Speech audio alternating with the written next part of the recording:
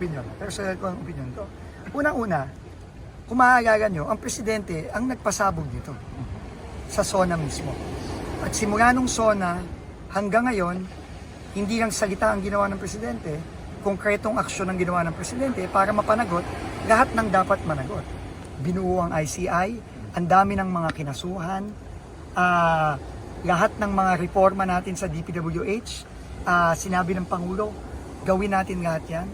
At most importantly, sabi niya, wala tayong sisinuhin kung saan tayo dadali ng ebidensya, doon tayo pupunta kahit sino pa yan, kahit kamag-anak pa niya yan.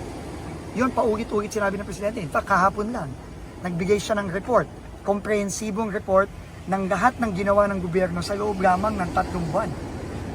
No? So, hindi yun consistent dun sa sinasabi ni Congressman Saldico na may involvement ang presidente dito. Kasi kung involved ka, bakit ikaw mismo magpapasabog? Bakit mo gagawin lahat ng ito? Bakit mo ibubuo ang isang independent commission? Bakit mo sasabihin na lahat ng dapat managot, dapat managot? At bakit mo sasabihin na bago magpasko, sigurado nang may makukulong? So ako, at ano naman ang ginawa ni Congressman Saldico? Di ba ang ginawa ni Congressman Saldico? Umalis ng Pilipinas. Nung nagsimula pa lang itong kontrobersiya, skandalo sa flood control, ang ginawa ni Congressman Saldico umalis ng Pilipinas.